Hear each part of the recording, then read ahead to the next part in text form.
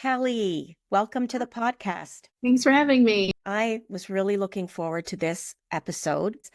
I read your book, your memoir called Saving the Lost Little Girl? It's Saving the Lost Girl, Saving the Lost Girl. a memoir of healing. I loved the book. I've read lots of memoirs before. This one really impacted me. I really related to your story. There's so much in your story. I don't even like saying story because it's not a story, it's your life. One of the things I really related to was how the little girl was feeling. I could feel it in my body because I felt those things. So there's so much to talk about.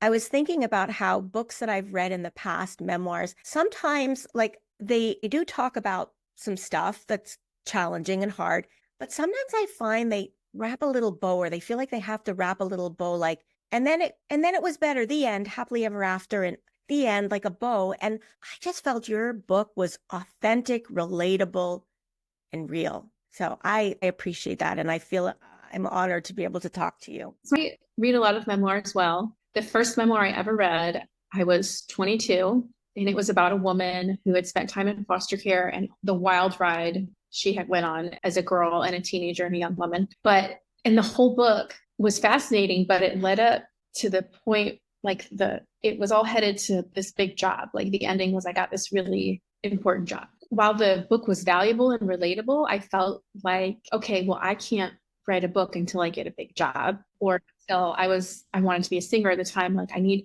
have to achieve something first, fame or get a really big degree in order for people to think that my voice is valuable. And the irony is I have complex PTSD, and I've not been able to achieve a lot of these things because of that. Yeah. So I thought, well, I can't write my book. But throughout the years, I've had a lot of therapy, and I've done a lot of work on myself. And I felt like at some point, hopefully just surviving it would be enough. Being able to tell it would be enough. My husband would challenge me, say, you think you need to go get this big college degree, but maybe that's just another way of putting it off. Yes. I think what you're saying is so true. And that's a little bit of what I meant about the bow. It's almost like we have to establish something to prove that our voice is worth to the world being heard. And it's sad that we have to do that, but I get it. I think we all feel that way. And so your book is really, I felt it was just that. It was such a refreshing surprise in that, and there was nothing refreshing about it in that I'm not diminishing your pain and your, what you went through, but the fact of the way that you wrote the story was as if we were just watching it, and you were speaking so truthfully and relatable and authentically, and that's what made it really relatable. So let's start with that. Let's start a little bit with your story. Do you want to tell us a little bit about the beginning? Yeah. So I was taken from my birth mother at 10 months old. The conditions, it's kind of like he said, she said, and then there's documents that say one thing and then people in the family say another. It's a little bit of a mystery, but I know that my birth mother has schizophrenia and my birth father, they were both addicts as well. And my birth father has some mental illness as well. But I was taken from their care at 10 months old and put in foster care. And then I was with the same foster family for 10 years before we were adopted. Me and then my two sisters came with me as well. Yeah. Unfortunately, our foster parents were very abusive. And the people who oversaw our case, like everyone knew. At the time, I thought, well, everyone knows this is happening, but no one's doing anything. I must be a really terrible person, a really terrible kid, because no one's helping me. I mean, we had extended adopted family who witnessed it. Often my sisters and I would tell a friend at school, and they would tell their parents. Parents would call the school, and then we'd meet with the school counselor to check us for bruises, but we didn't have bruises because that's not how our parents, that wasn't their choice of violence. And then we were also threatened with, our foster parents would say, like, if you ever tell anyone, we'll make it worth it, basically. We'll give you the last beating you'll ever get, or like give you the beating of your lifetime, so to speak. Or well, if you go somewhere else, you're going to be split up from your sisters. Do you Mm. want that? And of course, we didn't want that. And I'd been with these parents since I was a baby, and they were the only family I knew. So there was also this natural like desire for them to accept me and love me and be constantly working and trying to obey and be the perfect Mhm. kid. I need your love, but they're also really abusive. That's something I've heard so much with people who have been adopted. They have this fear of abandonment, which makes sense. I can imagine 10 months old and being put into this foster care, and then they end up adopting you.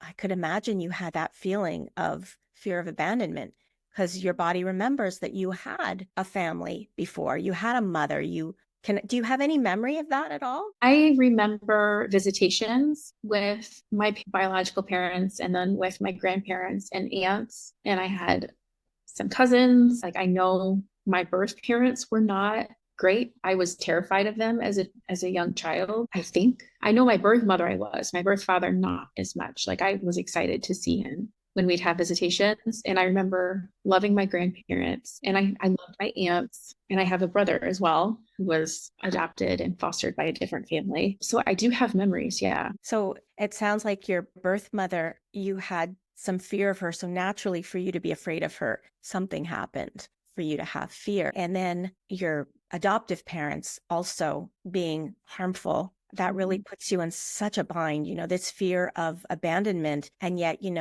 we are designed to cling to our parents or adoptive parents after, just adults to care for us. So what a bind that puts you in. And I felt that in the book. Yeah, I definitely cling to my sisters, and we kind of throughout our childhood, especially as teenagers, sort of raised each other very haphazardly, and we're still I anyway am still trying to like not be the stand-in mother for my sisters, and that because that really creates a lot of codependency. Yeah, that often happens also when we grow up in these families. We sort of take on this feeling like we're responsible for them. All the lines it gets all like messed up if we've witnessed abuse of our siblings. So after we were adopted, adopted parents moved us out of state because they really didn't want us to have any contact with any of our biological family, which was really heartbreaking for them. It wasn't their desire, you know, the extended family. We had, like I said, we had aunts and grandparents and uncles and cousins.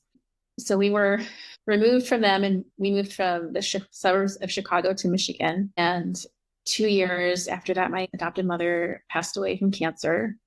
We were left with our adopted father, Mhm. who was in his 70s at the time and was like the most unconscious person you could ever meet. I think he'd done a lot of bad things in his life and he was just very disconnected from, he was never present. And then he began sexually assaulting my sister and I, and we were just left out there in the middle of nowhere on our own with him until we all got old enough to run away. So how old were you when your adoptive mother passed away? I was 12. So you were so young. I mean, my heart. How did you feel? Because again, she was the only mother that you had, and yet she was at times very harsh and abusive.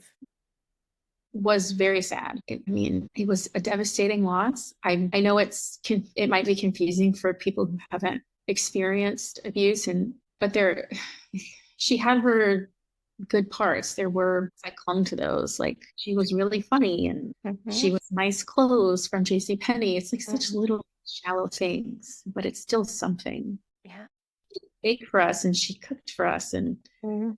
she would sometimes draw pictures for us or I don't know. She'd tell me I was pretty, but you said all that against the physical abuse, and it's like, what? But Yeah. I didn't understand. I didn't understand it, but I was really heartbroken. Yeah.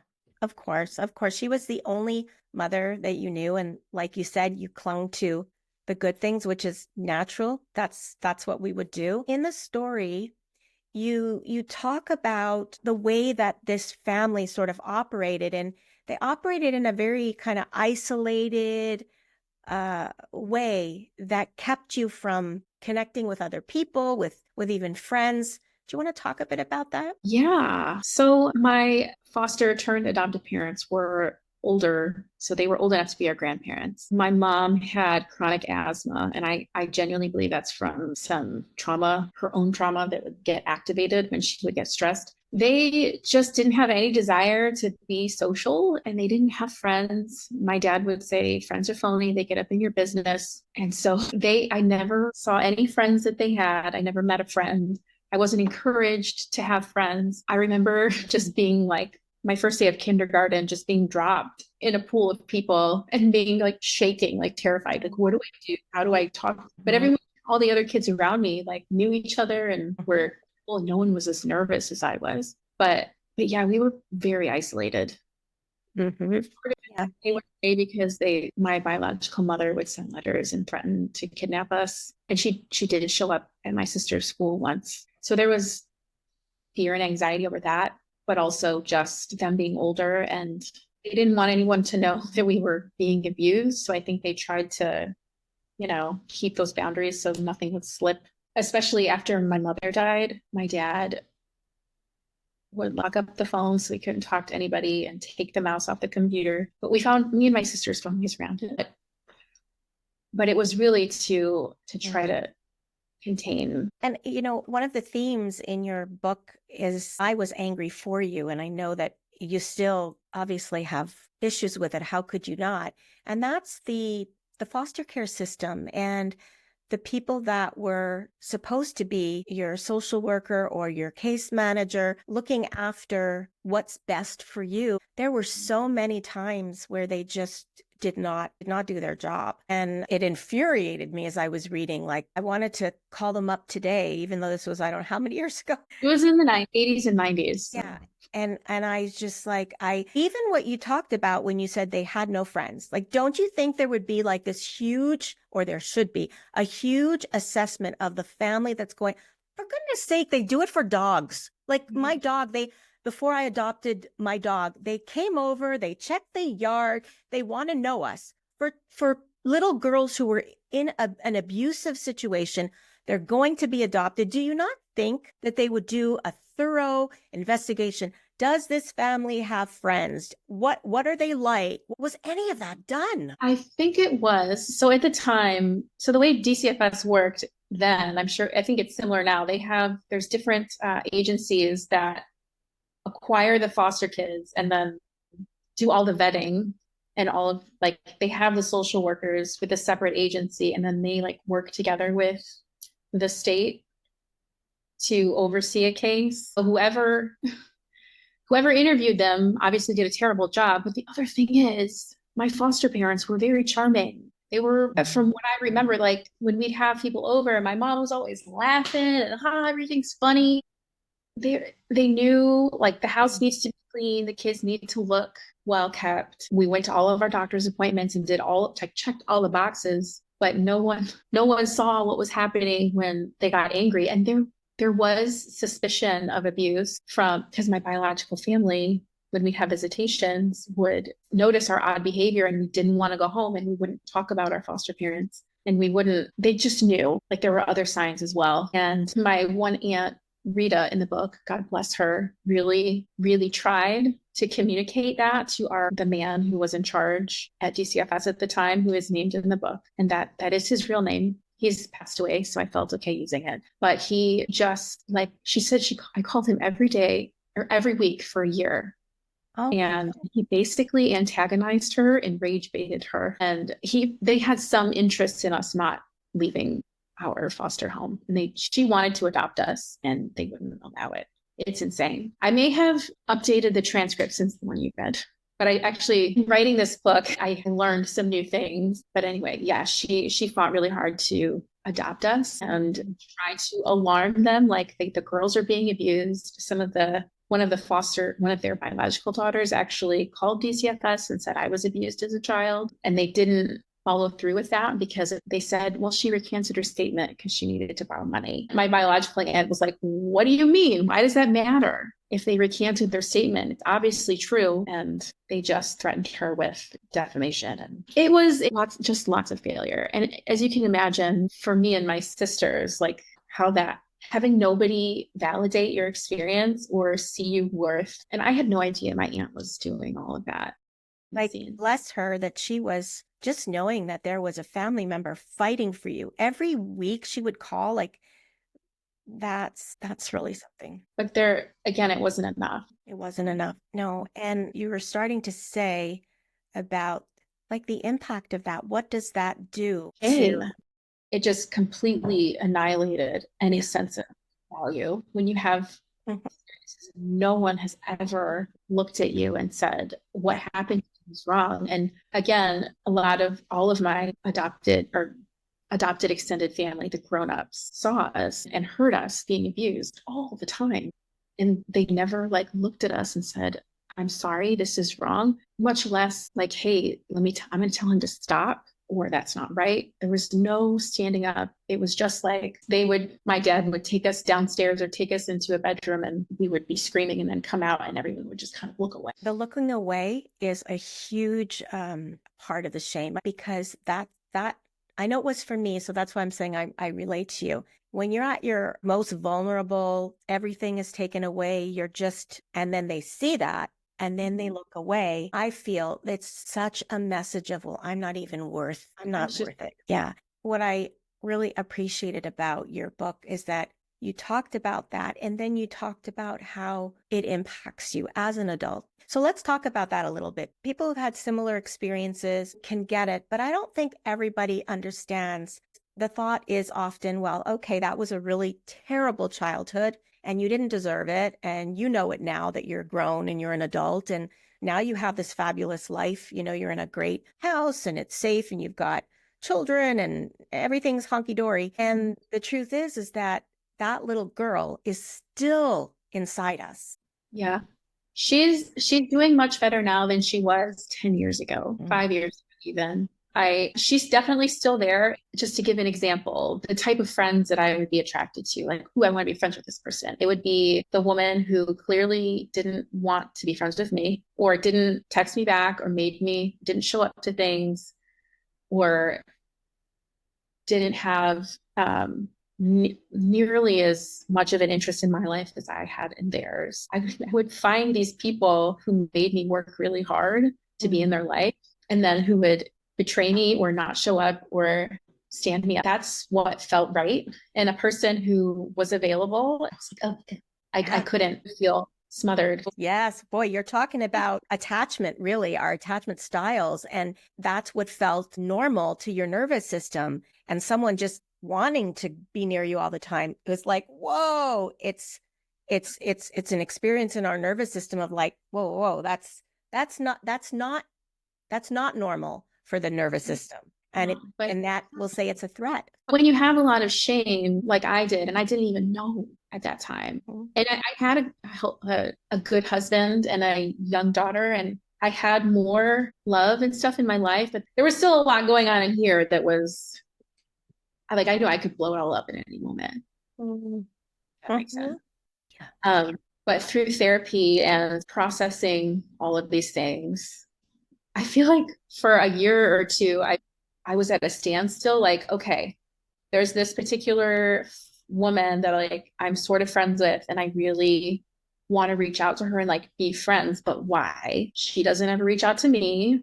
That she is like, there is a vibe. There's this thing about her that like I understand, like that, or she reminds me of my mom. Thing about her that makes me like really want her approval. So, okay, we're not going to do that, because we know that that's just going to leave you feeling icky. So I've been kind of like, well, who do I befriend? What kind of things are safe? Like, what kind of people are safe? So for a long time, I was just like, I don't know what to do. But yeah. That's beautiful, because what you're talking about is the healing journey. I see that with so many people that I have talked to over the years. It's like they often will have those kinds of friends that feel safe to the nervous system, that in reality are not safe, but that's normal and acceptable. And there's no reciprocity, which means two-way. It's one way. They basically call up and say, blah, blah, blah, blah, blah. Okay, bye. And it's not like, how are you doing? Like, it's not a nice two-way thing. And when they start to realize that, as you did, that's a part of the healing journey. And then they get to a place where, okay, so like what kind of friends? What's healthy? And then they, so that's part of the healing journey. And it's when you start to realize, oh, it's give and take. And that I remember Deb Dana saying that your nervous system, when it feels like an open space when you think of this person or when you're around them, that's your nervous system is saying, okay, this person's safe. So I can think of some people when I would be interacting with them and I would be so constricted, and so that is your body is telling you not so safe. The hardest thing too is throughout this process, of course, you have these relationships that you've built before that I had really close, I considered close, that I made in my teens, early 20s, that I still had. And throughout this process, like if I continued to hang on to these, at some point I had to let go, and that was extremely painful. I have to say, in my heart, I know that any friend that I have now, any friend that I make now, I know what I need and what I desire and what I deserve as far as like follow through and keeping your word, especially with someone who has abandonment trauma. Not that my problem is everyone else's problem, but just gentleness and not being explosive. Like I can't be fearful of being cut off. There are things that I wouldn't choose a friend like that now. So it's hard to, the growing pains are really, really challenging. That's a good word, growing pains. And I was thinking that's definitely what they call like PTSD growth. I think of myself, the same thing, like over the decades, it's part of growing. We change, we learn different things, and we have boundaries that we put in place, and it's going to continue. So let's talk a little bit about healing. So you share in the book, you did different types of therapy, and they seemed quite helpful. Is there anything you want to share about that? The therapist that I saw in Nashville was really fantastic.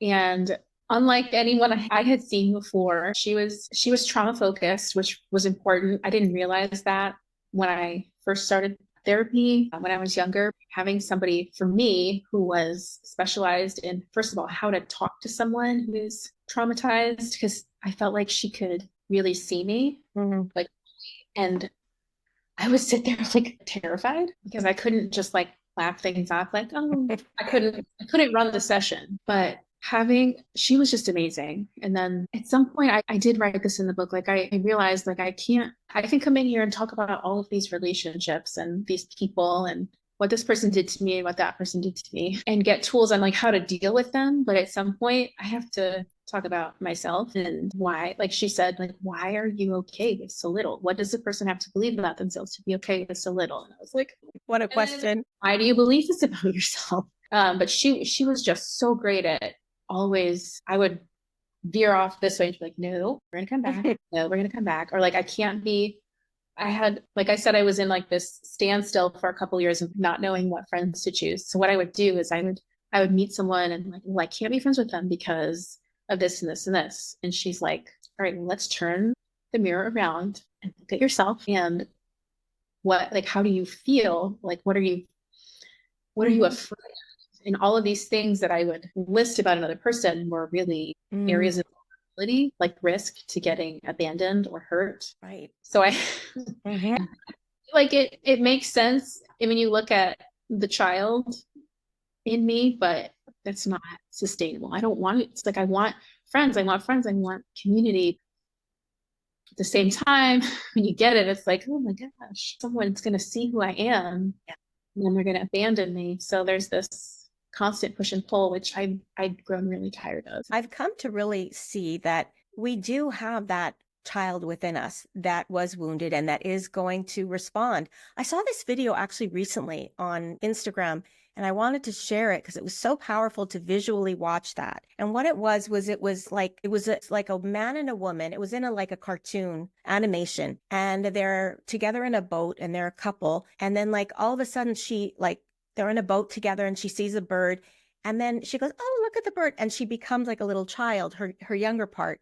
And then he does something and then he becomes this little boy. And I thought, that's exactly it. We could be in a relationship with someone and they say something, and suddenly it's our younger part of ourselves that's responding. That's what happens so much of the time. I think we think sometimes that we're going to do therapy and then that little girl's going to grow up and then we're going to be fine. And I'm not so sure that little girl's going to grow up. Maybe we have to make room for the little girl and let her know that she's safe right now, and give her some of the things that she didn't have access to, some of the resources, some comfort, some reassurance. Yeah. What are your thoughts on that? I think the goal is learning to work together. There's a word for it, incorporating her. I still in a marriage with my husband, bless him, more than anyone else. It's so hard because he has a human right to be angry or frustrated. He's not, explosive by any means or anything like that. But any sign of anger from anyone, I will either want to run away and escape, or like my fight mode kicks in. Yep. So this is what I mean, everybody, about the book. So she shares these things that are vulnerable, and yet I can relate to what you're saying. This is how trauma can affect you if you've been traumatized as a child. And so honestly, when you share those things, it's validating for a lot of people. Sorry to interrupt you. You were saying that when he gets angry, it can be very triggering for you. And you were saying your response could be to fight or to run. Or to fantasize about living alone with cats. I've never had a cat, but throughout our entire marriage, I've been this way. But when I was younger, I believed it. I believed this isn't the right marriage for me. I should be single. He's not the right man. I didn't understand that in that moment, what's happening is I'm being triggered. I'm not feeling safe because anger, which the mind and the nervous system don't always speak to each other. So like the way that my body feels and the way what I know in my head don't align. Like I know my husband is not going to hurt me. I know he's not scream at me. Yeah. That he will, by the end of the day, we will have worked all this out and we'll be fine. But my body is like remembering my dad or my mom. Of course, it's hard. And that is part of living with complex trauma and healing complex trauma. That is the experience of it. It is. Our parts get triggered. And when you're in a relationship like that, we often see our spouses or our partners as we may have seen our mother or father, and they the same way. So it's like you can be really it's complicated. I think the best thing to do that I find is in the moment, because like you said it yourself, our prefrontal cortex, our thinking brain is gone at that point when we're triggered, and we can't logically think it through or even say the things we want to say. So often just like leaving until we are a little bit calmer, and then our thinking brain can come back on, and then coming together. That's ideal. Not that we do that all the time. So I think that it's absolutely amazing that you have created this life for yourself. It just goes to show, I know we don't like to hear the word resilience. That's what I see within you, even if you don't feel it, because you keep on taking the next step, moving forward, even if you feel like it's painful or am I standing still? And I think that's incredible. I mean, I highly recommend your book to people. If you are a trauma survivor, this is a book that will help validate your own experiences. It did for me, but also maybe if you're married to someone who is a survivor, or you want someone to maybe understand what your internal experience is like because you don't have the words for it, give them Kelly's book because she's got the words for it. And it's really something. There's your little girl on the cover. That also got me because that's actually you on the cover. And I wanted to grab her and take her to my house because I raised two little girls. They're twins and I adored them. And I wanted to grab you and take you. And so I'm so sorry that you got the message of shame because I would swallow you. Sorry, that's how I talk about cute things, swallow, eat, because you were just perfect and precious. And I'm sorry that you were harmed by people who had no business being parents, and complex trauma and generational trauma and all of that. I'm glad that you're here today sharing your story. I feel like that's part of, even with the podcast, all of us having now a voice to talk. So I'm so glad that you're talking now, that you're sharing your story. We are listening and we are validating and we are affirming you. And I know that your book will touch many people in so many different ways. And I'm really proud of you.